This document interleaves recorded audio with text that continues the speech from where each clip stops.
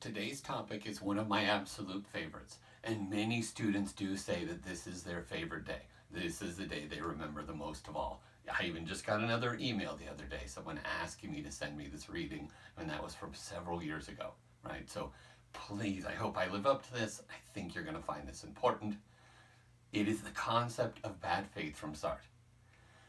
To get ready for this, what we want to do first is I want to first see if we can find some examples of bad faith that you already have in your life. So I am going to ask a series of questions, and here's what I want you to do. I want you to give almost what's like a free response psychology test, right? Where they just say a word like family, and you repeat with the first word that comes into your mind. Well, in this case, it doesn't have to be that instinctive, right? You can think about it a little bit, but I don't want you to overthink. So what I'm going to do is I'm going to start some phrases, and you are just going to finish them in the natural way that you talk, think, or write.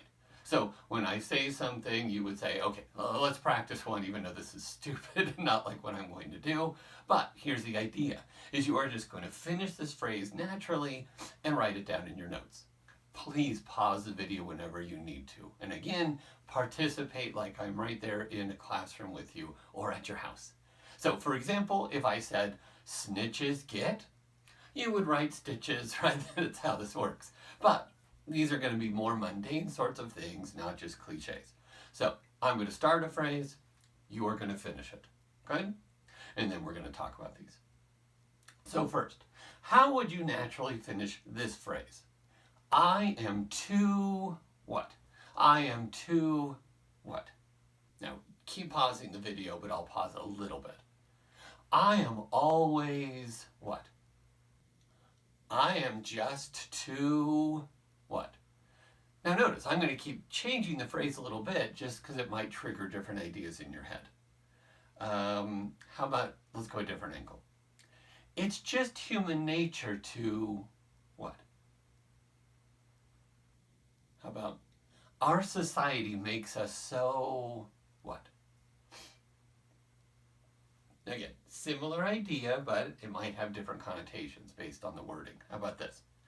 People are just naturally what? My parents made me so what? I wish I wasn't so what? I can't. I have to what? I would, but I am just too good. All right, so when you see them, keep filling them in, right? You can be a mess of different answers because we just want to talk about them very general, right? I want to see how are your responses to these and see if any of these could be signs of bad faith. So now let me go through each one and write down what I think are some very typical answers, right? So let me fill that in. What would we say? These sorts of things.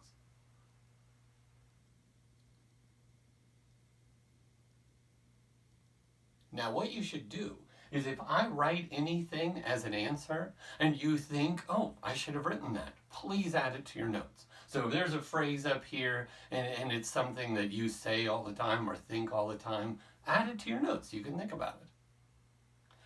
Now, what is the summary of what we've got? Do we have any examples of bad faith up here?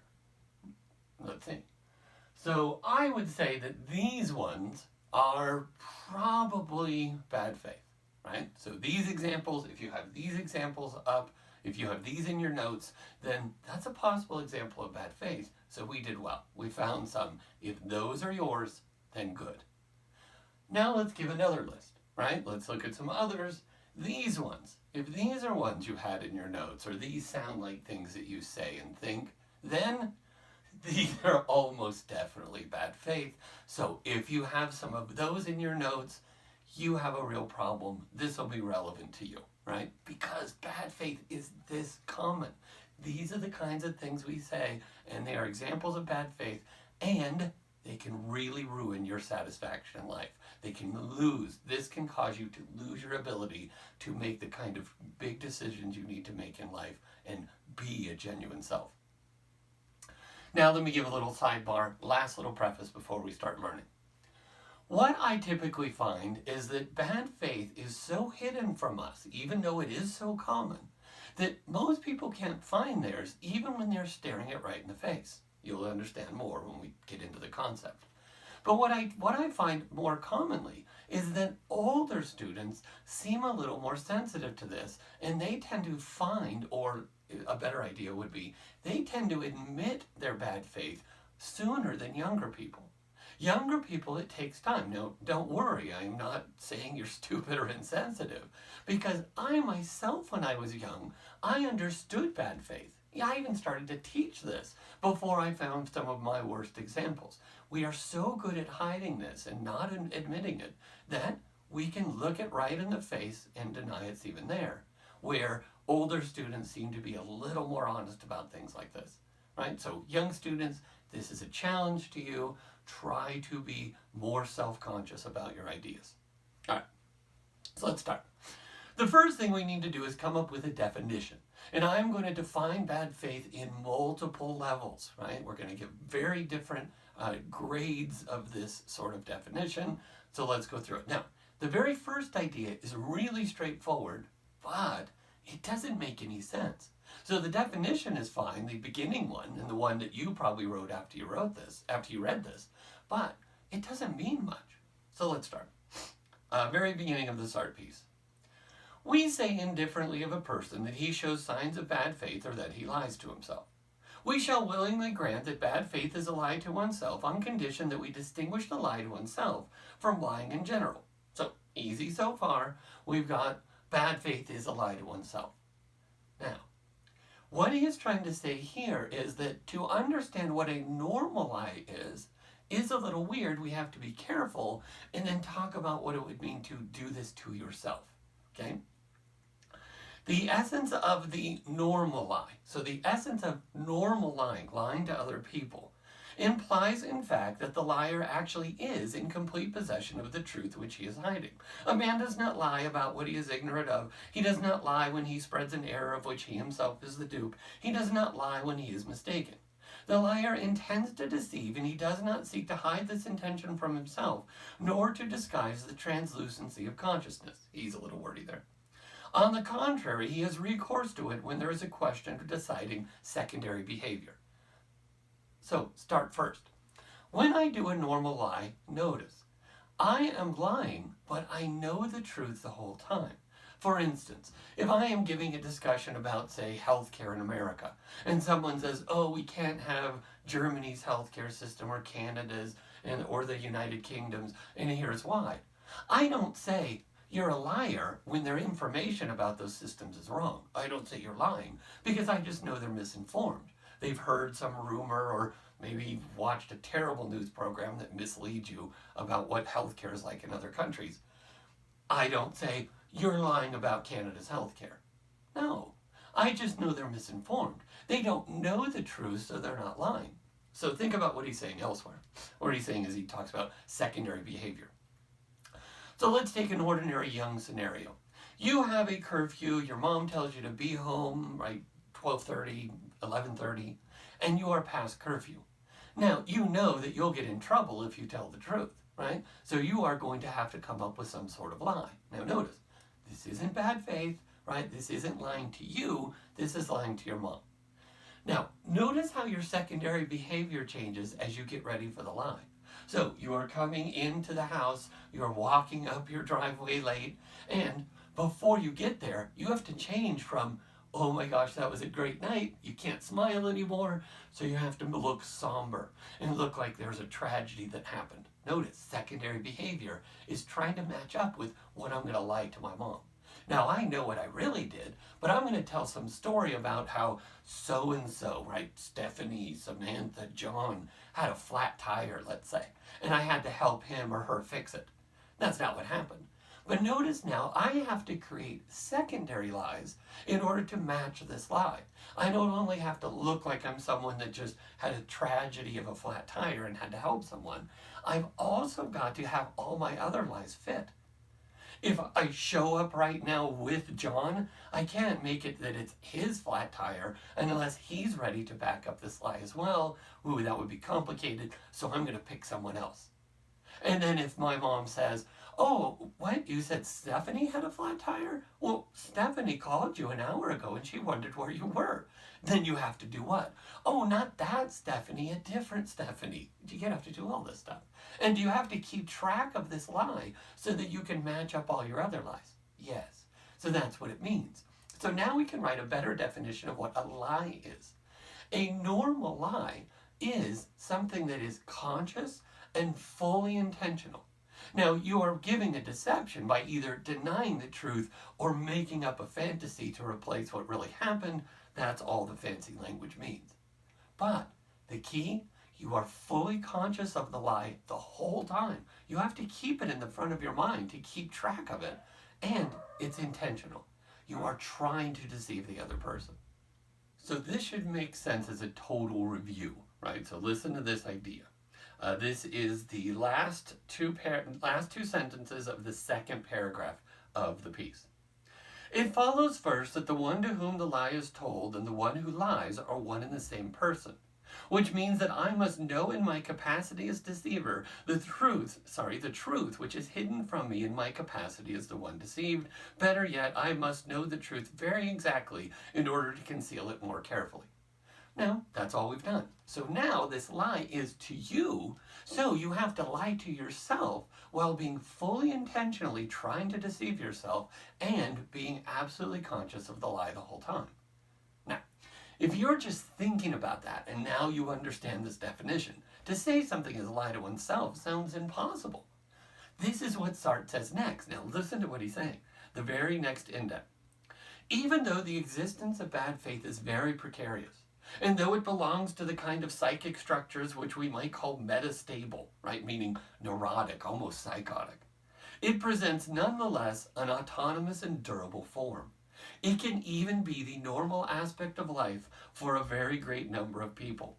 A person can live in bad faith, which does not mean that he does not have abrupt awakenings to cynicism or to good faith, but which implies a constant and particular style of life. What do we have here, most importantly? A new tattoo for you, a new bumper sticker to put on your dream car, a tattoo for your dream body. What is it? Bad faith is my special lifestyle. That will be great. Do you get it? Then people like me, when they see you looking so grotesque in your need to show off to other people, then I know that, oh, they are fully aware that they're lying to themselves about who they are. Great. Okay, so now, let's add a couple more layers and then get to the examples. The next layer of this definition is, to my mind, the most important one. There are other aspects of bad faith, but this is the one that clearly separates it, right, from anything else. Here's the idea. When you are using bad faith, it is bad faith when it is used to avoid freedom. To state that more clearly, the lie is told to avoid choices that you are about to make or to deny responsibility for past choices. You are avoiding your decisions, either ones you've already made or ones you're about to make. That's the key to this. The idea of choice is what makes it bad faith. Let's also get rid of another possible misunderstanding. This is the idea of what's called denial. We use denial in two different senses. Most of the time when we use the word denial, it is bad faith, but there is another usage too. So let's talk about denial and denial, right, to give it a special sense. In the real sense of denial, this is a word that we don't use very often, but this is the original definition of the word. This is clinical denial. Clinical denial is when you lie to yourself, but you don't know you're doing it. This is something our brain does or our psyche does to protect ourselves from some harsh ideas or harsh memories. So for example, if you take a child that was abused, right, and you ask them about their memories, they will, and God bless this for being a nice psychological mechanism of helping them, there will be things that their conscious mind has pushed out of the conscious mind and put into the unconscious mind. The memories are too devastating, they're too harmful, and so the child literally can't remember them. Even though you would say, that just happened, you should be able to remember it. Don't push it. Their brain is repressing those memories. So when they say that didn't happen, they are not trying to lie, right? This isn't an intentional lie. Their brain is literally denying those things happened to help them cope with some tragedy. Now notice, that is not how we usually use the word. For example, right? Let's take some parents who have a daughter with a drug problem. Good? Now, the daughter is caught with drugs, let's say. And what does the daughter say? The daughter says, oh, those aren't my drugs. Total lie, makes up some story. Now, in the usual sense of denial, if the parents believe that story, even if it's ridiculous, you would say, oh my gosh, they're in denial. Now, what do you mean? You mean bad faith in that sense. In that sense, denial is someone lying to themselves because they can't deal with the reality, or, to connect it to our idea, they don't want to make the choices that believing that idea would lead to, so they deny it's true. They believe those aren't her drugs, so they don't have to make the choices of, I've got to help my daughter isn't perfect, I'm not a perfect parent with a perfect family, and so what do? You use a bad faith lie, or denial, and you pretend that those things aren't true, and you lie not just to other people, that's not as important in this case. You lie to yourself because you don't want to have to be that person who makes those choices to do something about a daughter that's a drug addict. Last part of this, right? And so far you're saying, oh my gosh, this would make someone crazy. Yes, that's what Sartre says. This is almost the point of being pathological. But it is normal for a lot of us. I had bad faith for a while, right? I still am sure I have plenty of this, but I had one that was really glaring. I'll say it at the end. The next layer of this definition, and the final layer, is this, and this is going to take some background. So first I need to say this, okay? Ready? A genuine, now notice I'm going to be very repetitive here. This is going to be very redundant adjectives, but I just want to make sure you understand these adjectives. So listen. A genuine, authentic, real, right, honest, psychologically healthy human being. Those all mean the same thing. An authentic human being is always, at every moment, a conscious balance of facticity and transcendence. Is that clear? No, of course not, right? Be a good student. And if this was a classroom, I would expect you to say, that meant nothing. Exactly. Make sure I make things clear. If not, send me a message on the discussion board, send me an email saying you don't understand a piece of this video. That would make me a terrible teacher if I'm unclear. Help me be a better teacher. All right, so let's look at this. What is facticity? Facticity is the easy part of the definition. Facticity is just those things that are true of you. Now, it can be something that are clearly just factual, right? Like how tall you are or what city you live in.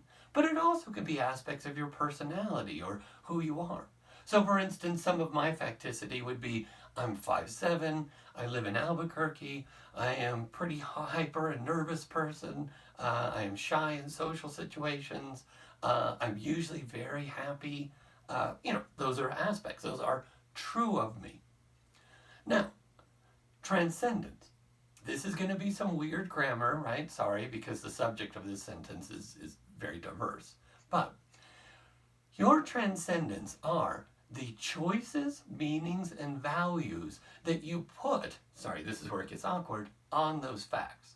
So what are the choices, values, and meanings that you think of when it comes to the facts about your life or the truths about you and your life?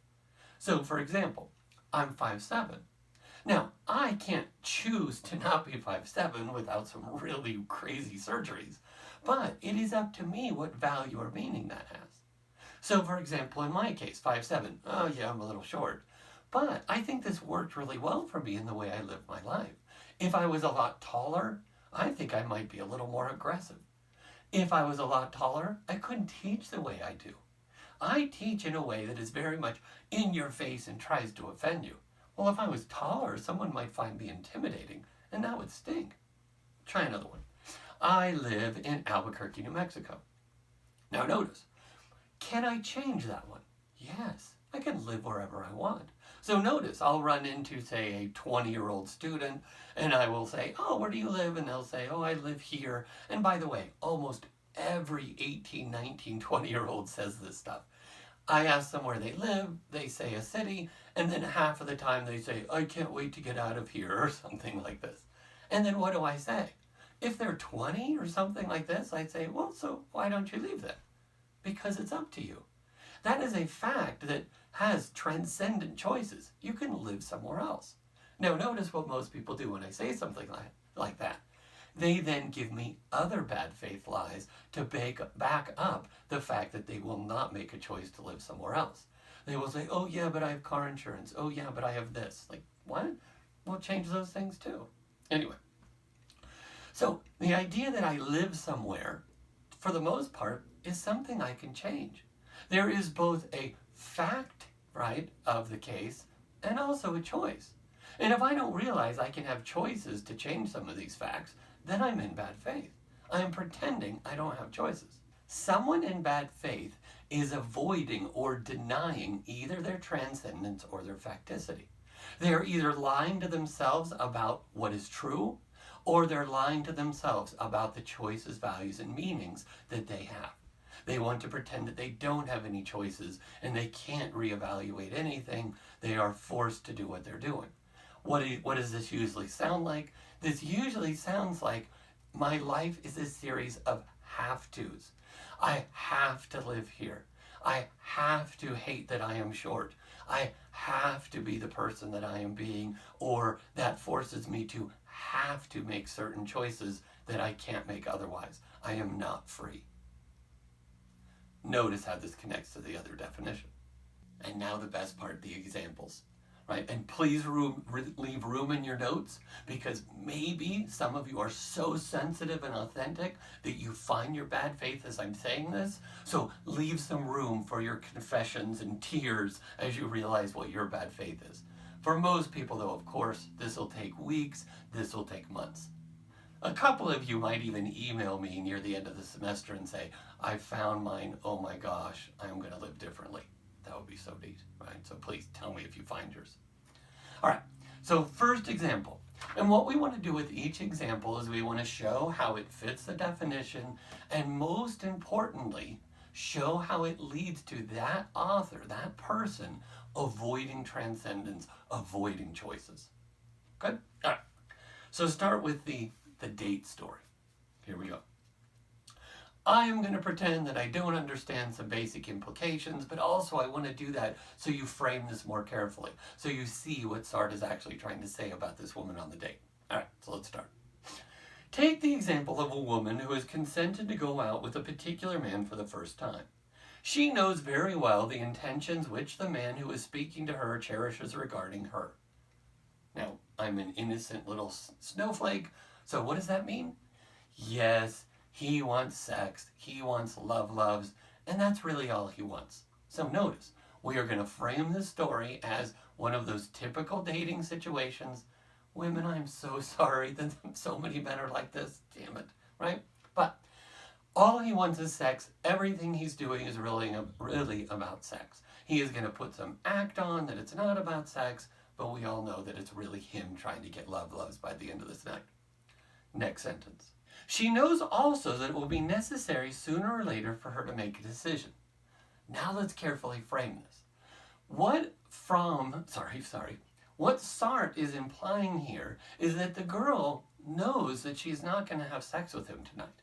She has decided that ahead of time. So please, right, I know some of you that doesn't make any sense, you skanks, right? But let's just say that she knows that the answer is no for now. Right? A lot has to change before she will agree to have sex with this guy. So she knows, but she doesn't want to say that. She doesn't want to tell them, no, I'm not having sex with you, even though, now think about a date situation. He is, in an underhanded way, asking for sex the whole time. That's what he's doing.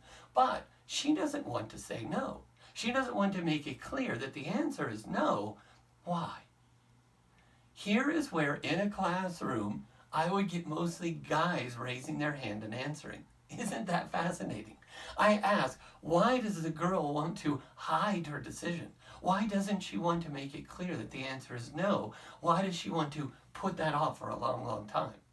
And guys will say something like, she wants a ride home. Ha ha ha. Damn, right? Guys are such jerks. Or, now, and then I will get the women in the class to answer, and then someone will say this. This is brilliant.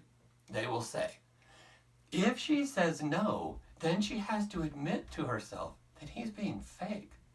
Then when he says nice things, or when he's really polite, or when he laughs at her jokes, she's going to have to admit that he's just trying to have sex and he doesn't really like me. Or I don't know how he really feels about me because now I have to admit to myself that this guy isn't charming. He's just after sex. And that hurts too much. Okay, so watch. Let's let Sartre say it. But she does not want to realize the urgency. She concerns herself only with what is respectful and discreet in the attitude of her companion. She does not apprehend this conduct as an attempt to achieve what we call the first move.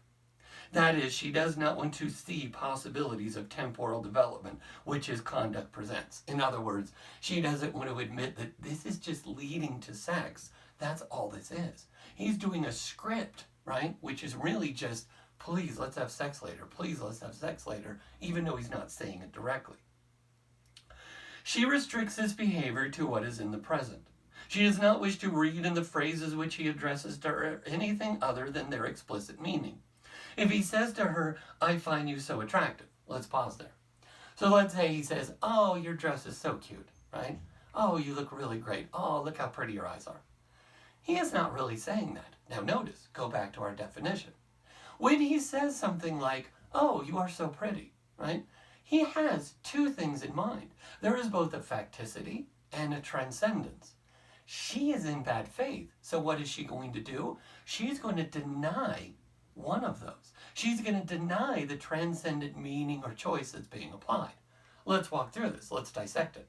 When he says, oh, you are so attractive, he is really saying, I want to have sex with you. Let me have sex with you. That's what he's really saying. What does she hear, though? That's the transcendent meaning, but she restricts it to just the facts. When he says, I find you so attractive, she hears it like it's one of her girlfriends saying it. She thinks he's simply saying, oh, and by the way, you look really pretty. You just look objectively pretty. And she doesn't hear, oh, he's asking for sex, which is what he's really asking. She hears, oh, that is so neat of him to notice how attractive I look. Yes, this dress, I do get compliments for this. And my girlfriends do tell me that when I dress like this, my eyes look really shiny blue. Oh, what a neat man to be so, so sensitive and so, look how much he's paying attention to me. That is so nice. He just noticed that I look good, and so he's pointing it out. What a lie. If she admits what he's really saying, then she's forced with the choice. But what does that do, right? So now look at this. She disarms this phrase of its sexual background. She attaches to the conversation and to the behavior of the speaker the immediate meanings which she images as objective qualities. Notice? She doesn't want to admit that he's really asking for sex because then it cheapens everything. She can't feel attractive because she knows that's not what he's really saying. All right. So now we have to go to date phase 2. Okay, so now look at this. Something happens, and notice what a woman, I am so sorry, women. This is what women have to do to go on a date with a guy like this. Men can't do this sort of thing. Men aren't this psychologically or emotionally sophisticated.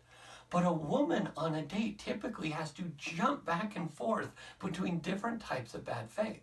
She has to jump between denying transcendence to now denying facticity. Watch.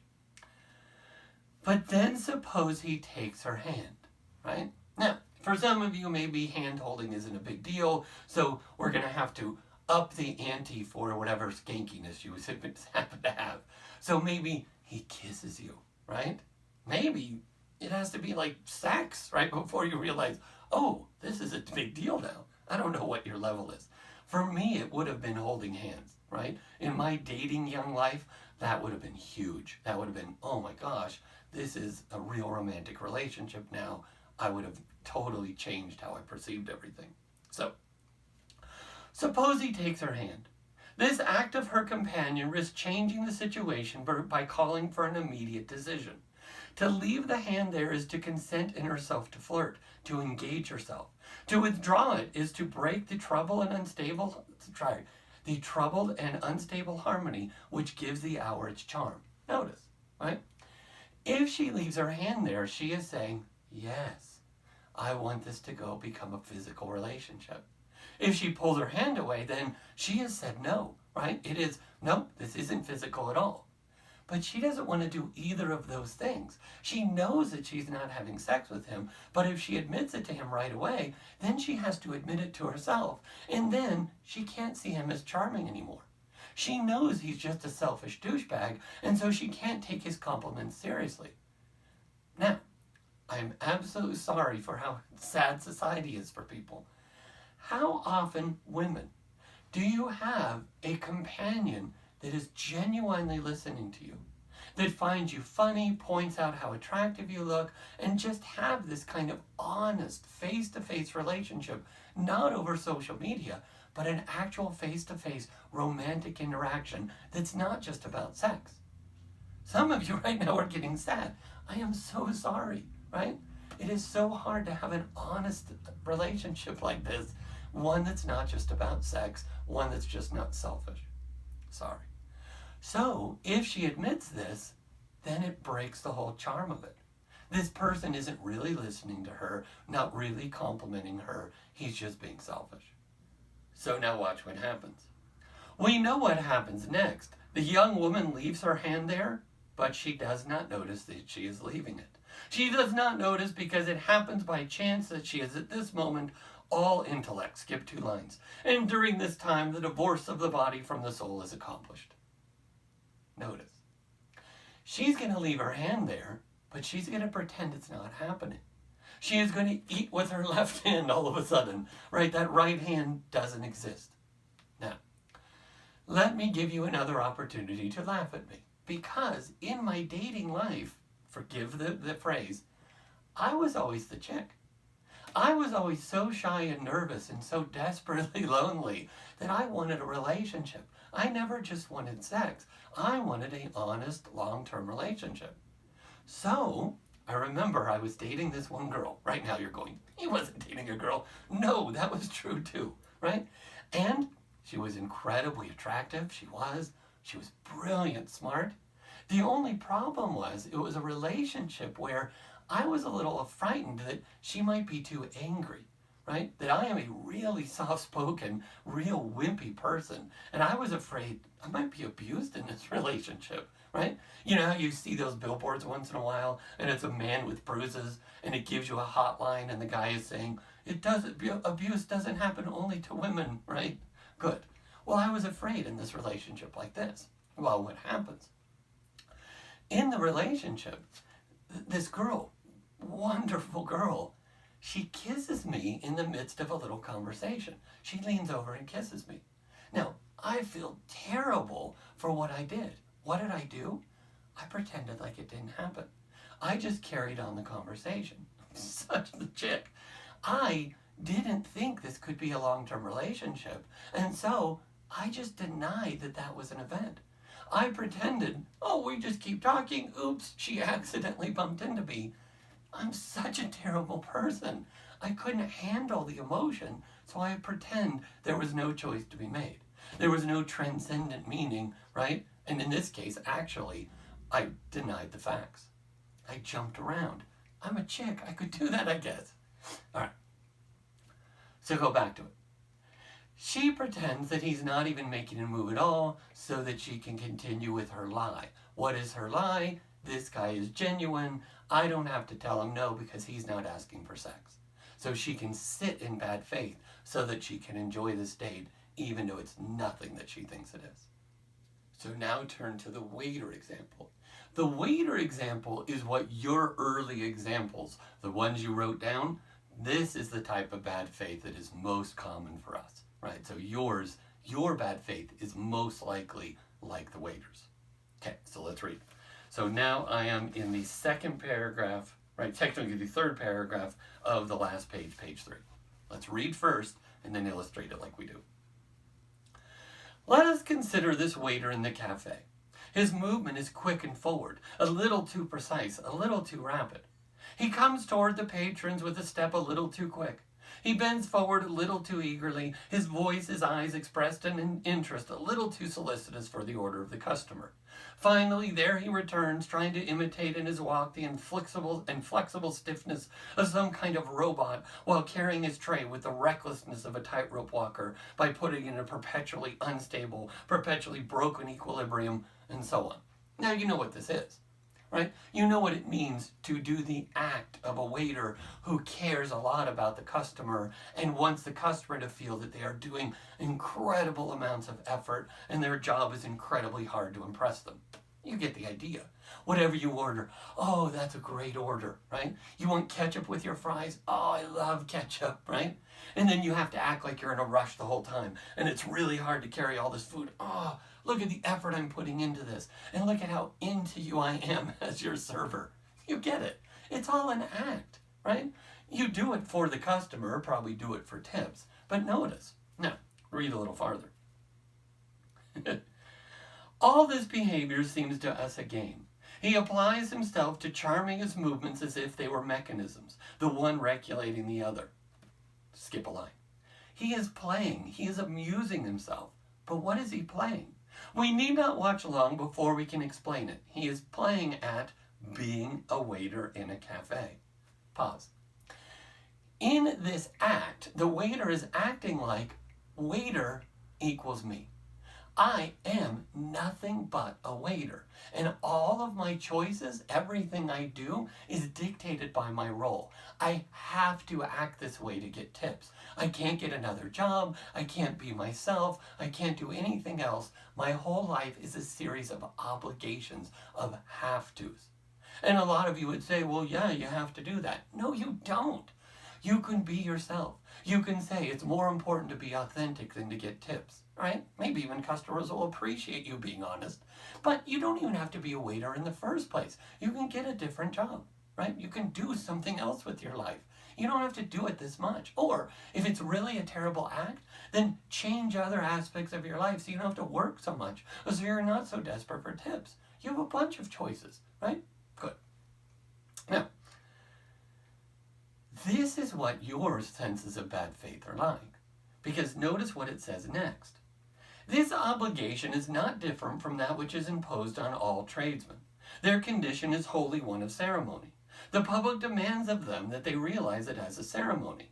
But I want to take this beyond just jobs, because we do this all the time. So let me add to the list he's going to make next and show you what this is.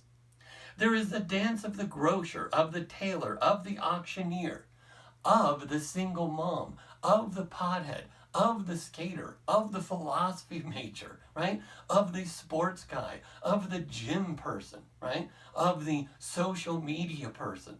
These are all just acts we take on. And why do we take them on? Because they make our choices for us. Notice our list. If you say, I'm so tired all the time, that tiredness becomes who you are, and then you don't have as many choices. Oh, I would do that, but I'm tired, right? I would do better in class, but I'm so busy, right? I would do that thing, but I'm so shy. Now notice, you use those things, which might be in a sense somewhat factual, but you use them to do what? Deny your transcendence. Deny that you could change the value or make choices that are any different. I have to do this because I'm a single mom. I have to do this because I'm a nervous person. I have to do this because it's my job, right? Oh, gosh, that could be just awful.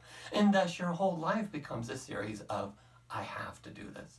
I don't have choices. I can't be anything else because my role dictates what I can and can't do. And this makes your life a lot easier because you can never have to be responsible for making bad choices, because when you look at your life, you look at what you've done with it, you can act as if it had to go that way, so it's not your fault at all. All right, lastly, I promised, why did I promise this? That I would share mine. So here's mine. There was a period of my life when I was first teaching in multiple colleges where I was really busy and tired. Now, that's what everyone in our society says. I don't say that. I don't say anymore, I'm so tired, I'm so busy. No, right? Because I made changes to my life. So there was a period there, this is when I was working on my PhD, where I was working on my book, I was teaching assistant for a professor at that university. I was also teaching at another university, and at the same time, every semester teaching at least 2 other colleges. I did this for a few years. It was insane. I was so busy and so tired. I worked all through the weekends all the time. Now, here's what would happen. So it would be like Sunday afternoon, I would be on campus doing some research, right? Grading or prepping for next lectures for the next week. Just hours and hours of continuous work. And my wife would call. By the way, our first daughter is a little baby at this point. And my wife would call. Honey, when are you coming home, right? Are you coming home for dinner? And I would say what? I would say, no, I can't come home. I have to work. Now notice, is that a normal thing to say? Would most people say, yes, you have to work, right? You have these deadlines, you have this grading you need to get done. And so you would say, that doesn't sound like a lie. Yes, it's a lie. I didn't have to work. Any choice about what to do is a choice about what you value. Notice this. So when I'm saying I have to work, I'm making a decision that those are my obligations, but they don't have to be. For example, could I have easily let my students down, not grade their papers so fast, and disappoint them and come home instead? Could I have prepped a little less? Yes. Could my next lecture have been a little worse because I prepped less for it? Yes. I could have made that decision. Could I have told my dissertation committee, sorry, I'm going to have to push back that deadline. I'm going to have to even maybe push back my graduation because I'm going to make some more time for my family? Could I have even worked less? Maybe even gone on unemployment or collected welfare in order to be home more and work less? Sure. These are all decisions I made. And would my wife and little baby have wanted me to make any of those decisions instead? Yes. But what was I doing? I was making a decision about what I valued more. I was deciding freely, right? Even though I wouldn't admit it because I was in bad faith, that it is more important for me to impress my students than to be home with my young family. It is more important to me to impress my dissertation committee and show them that I'm a great student instead of being home. It was more important to me to give a great lecture than to be home for dinner on time. Do you get it? Those are decisions I was making, but I was excusing them by lying to myself by saying, I don't have any choices. Those are what yours are like.